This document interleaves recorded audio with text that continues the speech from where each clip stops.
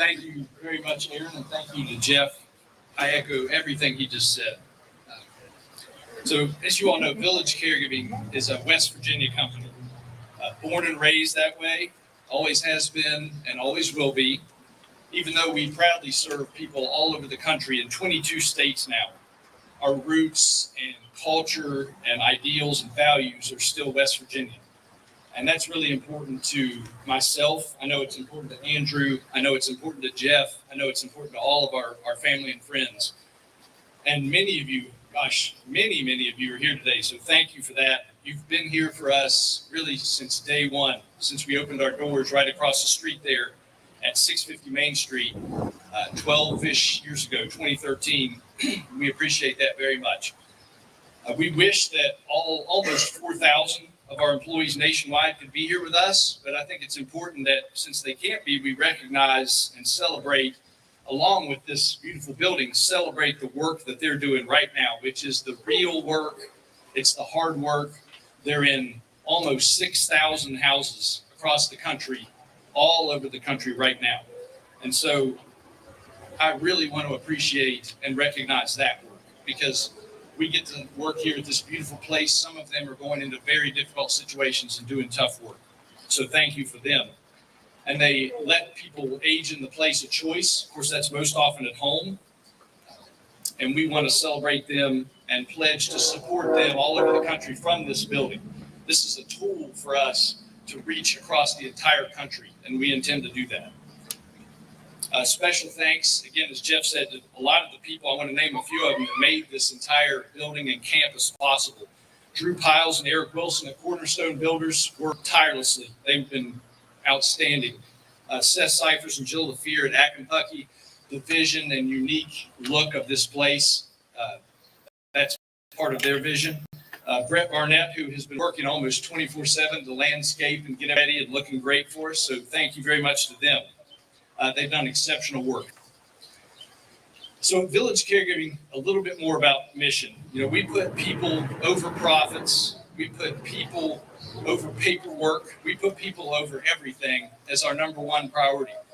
And frankly, that has been at times a challenge, especially during the pandemic when the world was turned upside down and we had to do things a little differently than we were used to. Sometimes there's no cell phone service in the places that we work. Sometimes the roads wash out, trees are down across the road, there's snow and ice and other problems, but we always want to be there and go above and beyond for people, especially in these rural and underserved communities around the country. And frankly, we gravitate to those hard to reach places.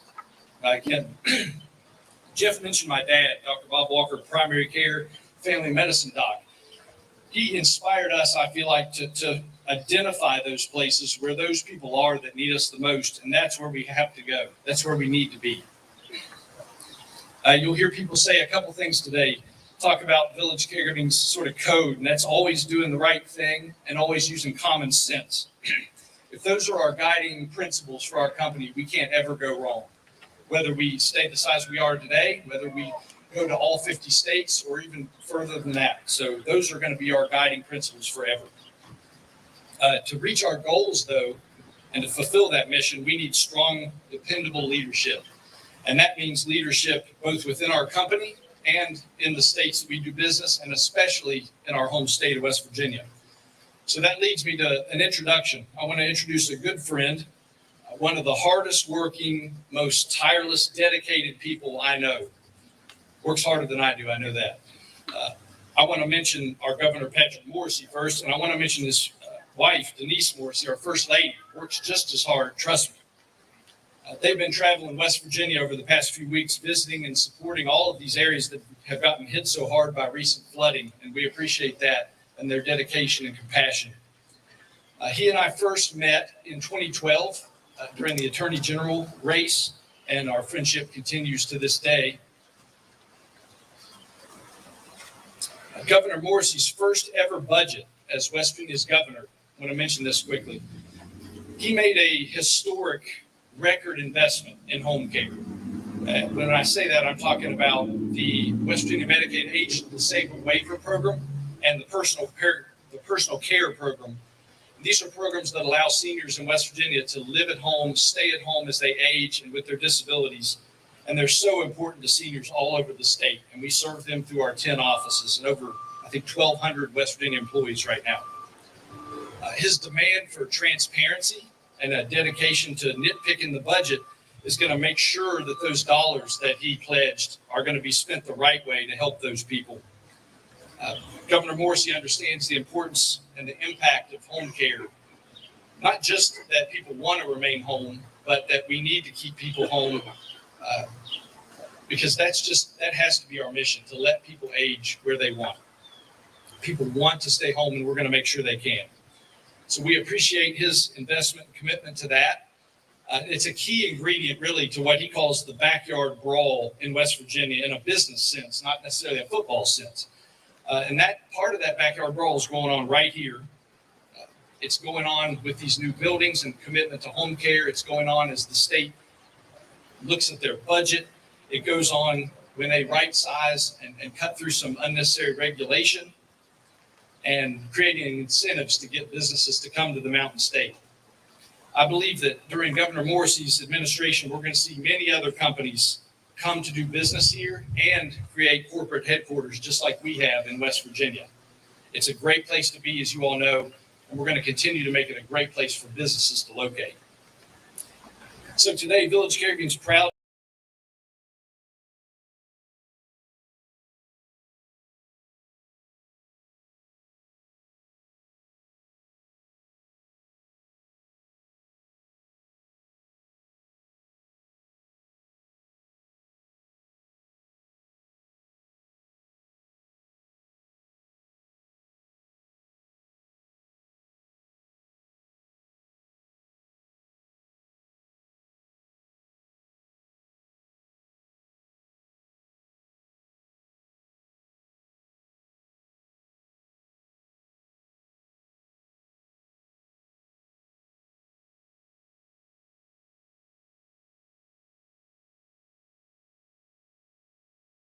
gems.